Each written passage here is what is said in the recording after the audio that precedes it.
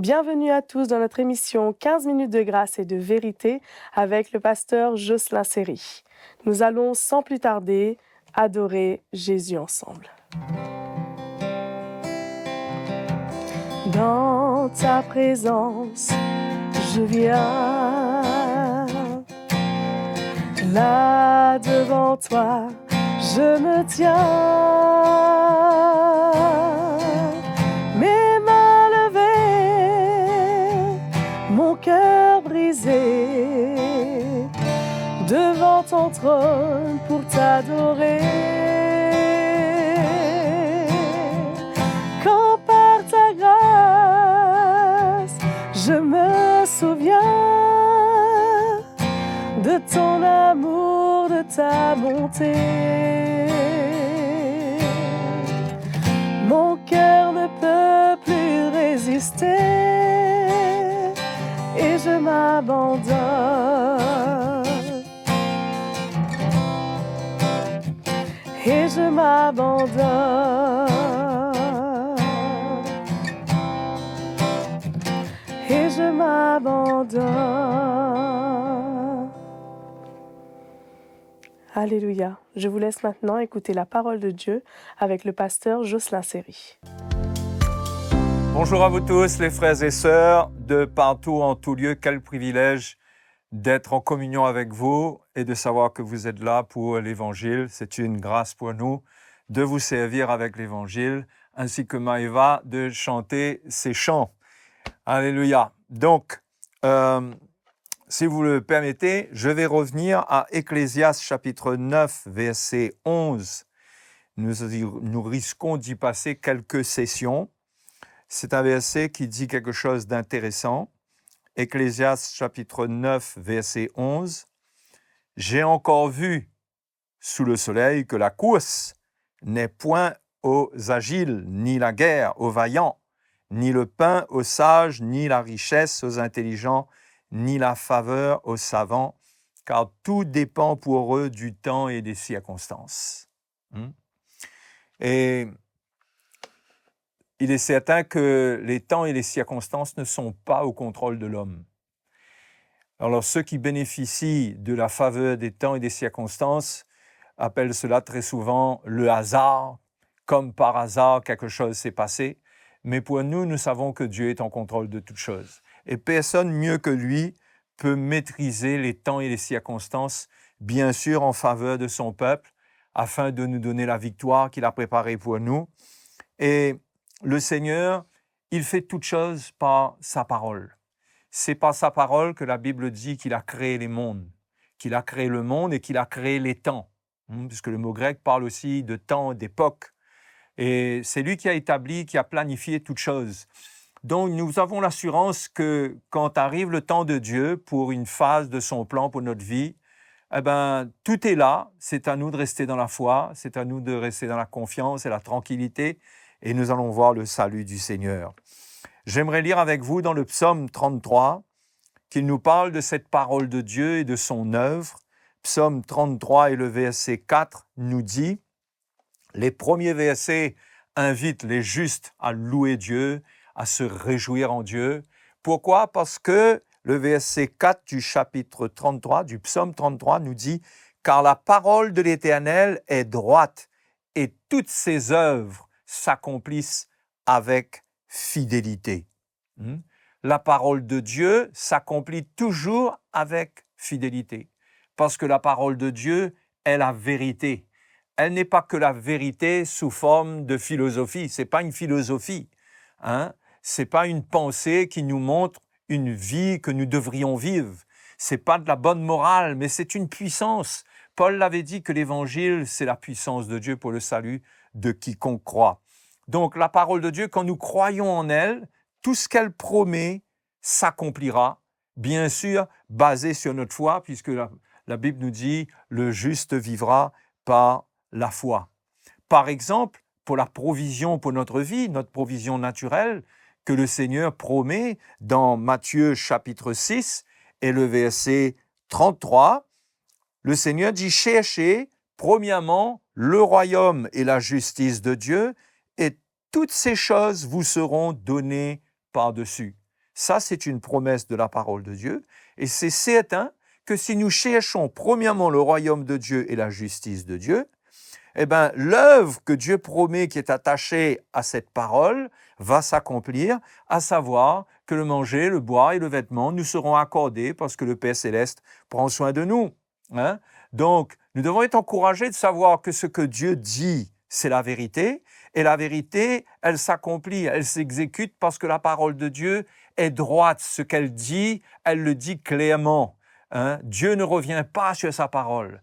Mais Dieu nous demande d'avoir la foi, de croire en cette parole. C'est pourquoi c'est important pour nous d'aller à la découverte de la parole de Dieu, à la découverte des promesses de Dieu, de ce que Dieu dit, et de bien interpréter sa parole, de bien comprendre son plan, parce que nous allons y trouver ce que Dieu a prévu pour nous. Dans le psaume 33, même au verset 16, le psalmiste dit: ce n'est pas, et ça va vous rappeler ce que l'Ecclésiaste dit, ce n'est pas une grande armée qui sauve le roi, ce n'est pas une grande force qui délivre le héros, le cheval est impuissant pour assurer le salut, et toute sa vigueur ne donne pas la délivrance. Donc, nous ne pouvons pas nous appuyer seulement sur les éléments naturels dont nous disposons pour nous assurer, croire que nous allons avoir la victoire, que nous allons posséder la bénédiction du Seigneur. Il nous faut la grâce de Dieu et l'intervention de Dieu. Et Dieu, comme on l'a lu dans l'Ecclésiaste, il maîtrise les temps et les circonstances, il planifie toutes choses. Et c'est là notre sécurité. C'est pourquoi nous devons avoir confiance, parce que nous ne pouvons pas comprendre toute son œuvre, mais nous devons croire qu'il est à l'œuvre. Okay?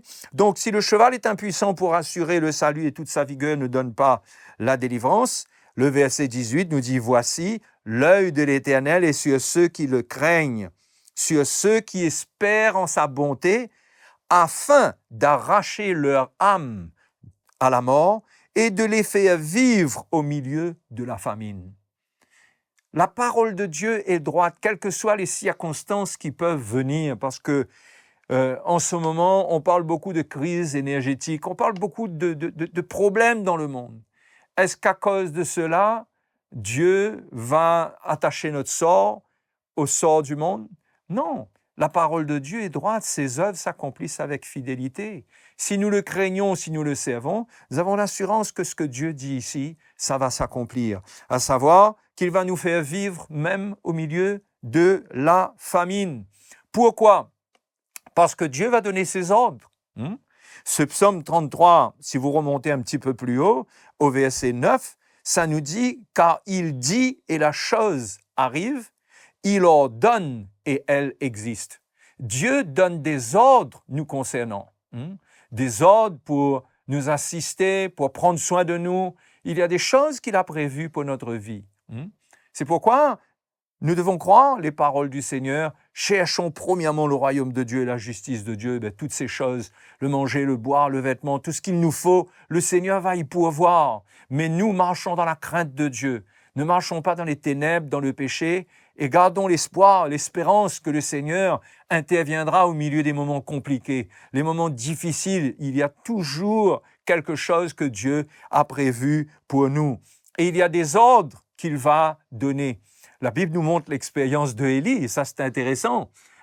Comment Élie est arrivé à un moment où il s'est présenté en Israël et il avait prononcé une parole de jugement, comme quoi il n'y aurait pas eu de pluie ni de rosée. Et il dit qu'il n'y en aura pas, sauf à sa parole. Si on lit cela, on voit que à partir de là, il y aura une sécheresse, il y aura une famine, mais le Seigneur va prendre soin d'Élie. Et regardez ce que la parole de Dieu dit dans 1 Roi chapitre 17 au verset 2. Et la parole de l'Éternel fut adressée à Élie en ces mots: pars d'ici, dirige-toi vers l'Orient et cache-toi près du torrent de Kérit qui est en face du Jourdain. Tu boiras de l'eau du torrent et j'ai ordonné aux corbeaux de te nourrir là. Oui, Dieu n'est pas limité. Il peut ordonner à des oiseaux de venir nous nourrir.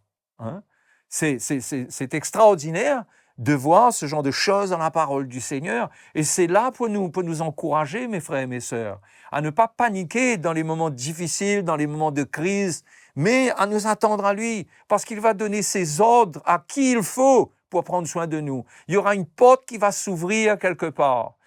Et qui sait, il y aura peut-être un corbeau qui viendra à notre fenêtre pour nous nourrir. Enfin, je dis ça en souriant, mais on voit que parfois nous sourions, mais la parole de Dieu, elle nous montre que Dieu fait des choses grandes qui dépassent notre entendement.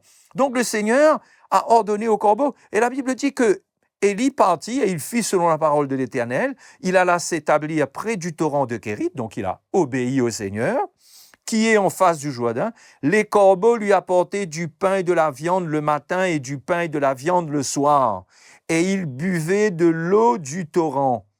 Mais au bout d'un certain temps, le torrent fut à sec, car il n'était point tombé de pluie dans le pays. Vous voyez, l'épreuve revient, et on pourrait croire que, là c'est fini, quoi. Dieu m'a béni pendant un temps, mais maintenant, qu'est-ce qui va se passer avec moi?